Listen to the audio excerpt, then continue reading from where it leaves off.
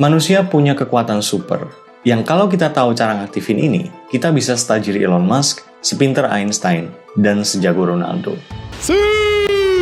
Namanya flow state.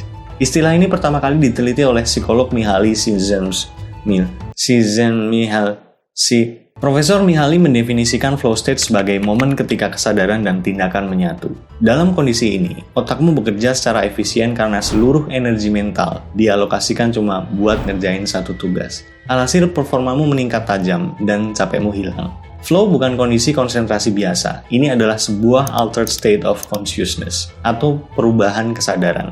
Kalau kamu pernah kecelakaan terus jatuh, terus seolah-olah waktu itu melambat, itu flow. Atau kalau kamu pernah belajar gitar, terus pas ngulik lagu jarimu gerak sendiri, itu flow. Di momen itu, dunia luar seolah-olah jadi hening, sunyi. Suara motor lewat, suara tetangga gibah, suara jeritan dompetmu yang isinya tinggal selembar, hilang semua. Kamu jadi sangat produktif dan gak ngerasa capek. Dan kerennya lagi, kalau kamu berhasil masuk ke zona ini, kamu gak cuma bisa ngelarin kerjaan lebih cepat, tapi bakal ngerasa jauh lebih bahagia, karena otakmu kebanjiran dopamin dan endorfin. Semua orang bisa masuk ke flow, tapi sayang, nggak semua orang tahu cara ngaksesnya. Nah kali ini, kita akan sharing-sharing gimana cara ngehack otakmu, biar bisa ngakses superpower ini. Sebelum mulai ngerjain sesuatu, otak kita akan menghitung perbandingan antara tingkat kesulitan versus kemampuan kita. Kalau angkanya nggak pas, otak bakal bilang, nanti deh, sebagai bentuk protes. Bayangin kamu disuruh ngerjain sesuatu yang gampang banget. Misalnya copy-paste file dari hard disk ke laptop selama 5 jam. Apa yang terjadi? Otakmu bakal berontak. Bosen banget gue, nyekrol ah. Gitu kan? Itu namanya the boring zone atau zona bosen. Tapi sebaliknya, kalau kamu disuruh ngerjain tugas yang kamu sendiri nggak paham dasarnya, misalnya nulis skripsi pakai bahasa Jepang, padahal kamu taunya cuma kamu bakal panik, stres, dan akhirnya milih tidur. Itu namanya the anxious zone atau zona cemas. Flow adalah titik tengah di antara dua zona itu. Flow akan muncul kalau tantangannya setingkat di atas kemampuanmu. Dengan kata lain, tugas itu harus bikin kamu jinjit dikit, tapi nggak sampai bikin keram. Pernah main Tetris? Game yang simple tapi bikin orang asik mantengin sampai lupa waktu. Tiap kali kamu makin jago, baloknya turun makin cepat. Tantangannya naik seiring dengan skillmu. Itu konsep yang sama yang harus kamu terapin. Kalau tugasmu terlalu gampang, setting sendiri sampai ke level yang sedikit agak susah. Misal kalau biasanya kamu bilang, gue harus selesaiin laporan ini dalam 15 menit. Bikin itu jadi sedikit agak susah.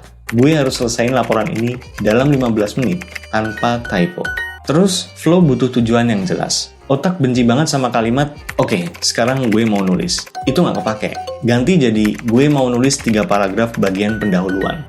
Kenapa? Karena kalau tujuannya jelas, otakmu bisa dapat feedback instan. Begitu satu paragraf kelar, otakmu dapat suntikan dopamin kecil dan akan nagih. Wah, nanggung nih, dikit lagi ah. Tapi ada satu halangan besar yang harus kamu perhatiin sebelum masuk ke flow state. Kamu nggak bisa nunggu motivasi buat mulai kerja, karena faktanya motivasi itu datang pas kamu kepengin, bukan pas kamu butuh. Kalau kamu nunggu motivasi buat masuk ke zona flow, ya akhirnya cuma nanti deh. Flow bukan dicari, tapi disetting. Halangan terbesar flow state adalah interupsi, gangguan. Kamu harus tahu kalau flow itu sifatnya rapuh banget. Satu chat P dari temanmu yang nggak berakhlak, atau suara paket Asia di depan pagar, bisa narik kamu keluar dari zona itu. Begitu kamu terdistraksi, otak butuh waktu sekitar 20 menit buat balik lagi ke tingkat fokus yang sama. Bayangin, berapa banyak waktu yang kebuang cuma karena kamu bolak-balik ngecek HP yang isinya nggak penting-penting amat. Makanya kamu butuh membentengi fokusmu. Dan langkah yang paling efektif adalah singkirin HP-mu. Tutup tab browser yang nggak nyambung, dan cari lingkungan yang tenang. Terus kamu butuh yang namanya trigger ritual atau ritual pemicu. Performer hebat kayak atlet, musisi, public speaker, itu mereka punya ritual sebelum naik panggung. Karena ritual itu adalah sinyal buat otak. Sekarang waktunya kerja nih.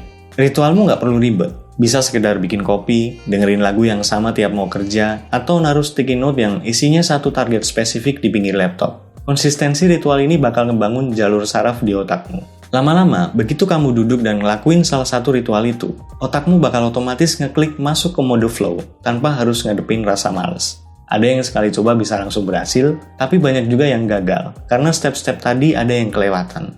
Di samping kamu harus mikirin segala hal yang mengganggu fokusmu, kamu juga harus nyesuaiin kapasitasmu sama beban kerjaan yang akan kamu lakukan. Makanya disarankan pakai teknik tindakan terkecil. Jangan mikir langsung mau bikin laporan 50 halaman. Coba bilang ke diri sendiri, gue cuma mau ngetik 1 kalimat deh. Begitu kamu mulai, otakmu bakal dapat momentum. Flow biasanya muncul 10-15 menit setelah kamu berhasil bertahan dengan rasa nggak nyaman pas lagi mulai sesuatu. Jadi kuncinya satu, bertahan sebentar. Jangan langsung nyerah pas ngerasa nggak nyaman di awal. Tapi ada satu rahasia terakhir. Sesuatu yang sering dilakuin orang-orang ambisius yang malah bikin mereka gagal dapet flow dalam jangka panjang dan berakhir dengan burnout. Setelah tahu semua step buat ngaktifin superpower ini, mungkin kamu mikir, oke, kalau flow itu segitu awesome-nya dan bikin gue jago, berarti nggak apa-apa dong kalau gue ada di kondisi itu 24 jam sehari, 7 hari seminggu. Well, saya nggak bilang nggak boleh, tapi menurut pakar-pakar neuroscience, itu adalah resep paling cepat buat bikin otakmu konslet.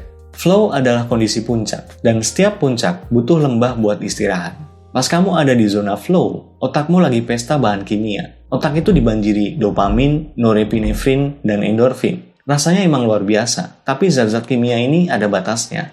Mereka butuh waktu buat restock. Kalau kamu paksain terus tanpa istirahat, bukannya makin produktif, kamu bakal ngehang dan mentalmu drop. Ingat baik-baik, istirahat bukan penghambat dari flow state, tapi bahan bakarnya. Tidur yang berkualitas adalah cara otakmu ngebangun jalur saraf baru.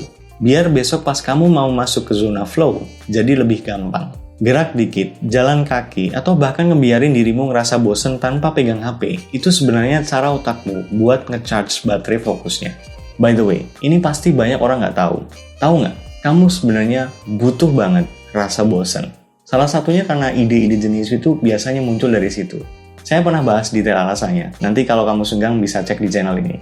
Oke, kalau kamu bisa nerapin semua step buat ngakses flow state ini, mulai dari ritual, nyeimbangin tantangan sama kemampuan, sampai tahu kapan harus berhenti, hidupmu nggak bakal kerasa kayak kejar-kejaran sama deadline lagi. Kamu nggak cuma sekedar nyelesain tugas, kamu bisa ngelihat rintangan hidup itu kayak main game. Mulai menikmati hidup sebagai serangkaian tantangan yang seru. Kamu bisa jadi lebih percaya diri, karena kamu punya kendali penuh atas fokusmu sendiri. Saran saya, jangan cuma jadiin flow sebagai alat biar kerjaan cepat kelar. Jadiin ini standar baru buat hidupmu. Bayangin betapa ringannya beban hidup kalau fokus itu bukan lagi sebuah perjuangan yang dramatis dan berdarah-darah, tapi sebuah kondisi alami yang bisa kamu akses kapanpun kamu mau. Good luck achieving your superpower. Semoga bermanfaat dan see ya.